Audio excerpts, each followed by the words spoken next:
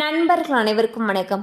இன்னைக்கு நாம் அந்த வீடியோல தமிழகத்தில் மீண்டும் பல மாவட்டங்களில் இடிமின்னலுடன் கூடிய கனமழை என்ற தகவல் வெளியாகியுள்ளது. ஸோ அதை பத்தி தான் இப்ப நம்ம பார்க்க போறோம். தமிழகத்தில் வடகிழக்கு பருவமழை தொடங்கியதிலிருந்து வட மாவட்டம், தென் மாவட்டம் மற்றும் டெல்டா மாவட்டங்களில் விடாமல் கனமழை வெளுத்து வாங்கி வருகிறது. இதனால் பெரும்பாலான ஏரி, குளங்கள் மற்றும் நீர்நிலைகள் கிடுகிடுவென உயர்ந்துள்ளன. இந்நிலையில் அடுத்த ஒரு வாரத்திற்கு வானிலை எப்படி இருக்கும் என்று சென்னை வானிலை ஆய்வு மையம் ஒரு முக்கியமான அப்டேட்டை வெளியிட்டுள்ளது. அதாவது கிழக்கு திசை காற்றின் வேக மாறுபாடு காரணமாக இன்று முதல் 9ஆம் தேதி வரை தமிழகத்தில் ஓரிரு இடங்களிலும், புதுச்சேரி மற்றும் காரைக்கால் பகுதிகளிலும் இடி மின்னலுடன் கூடிய லேசானது முதல் மிதமான மழை பெய்யக்கூடும்.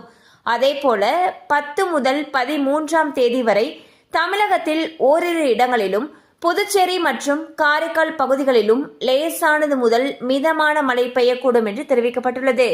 ஸோ பாத்தீங்கன்னா தமிழகத்துல இன்று முதல் வரக்கூடிய 13ஆம் தேதி வரைக்கும் பல இடங்கள்ல கனமழைக்கு வாய்ப்பு இருப்பதாக வானிலை ஆய்வு மையம் அறிவிச்சிருக்காங்க.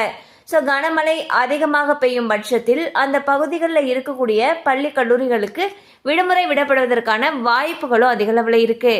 கண்டிப்பா அந்த அப்டேட் உங்களுக்கு பயனுள்ளதா இருந்திருக்கும் நம்புறோம். மேலும் இது போல அப்டேட்ஸ் உங்களை உடனே ரீச் ஆகணும்னு நினைச்சீங்கன்னா நம்ம சேனலோட தொடர்ந்து இணைந்திருங்கள். தேங்க்யூ ஃபார் வாட்சிங்.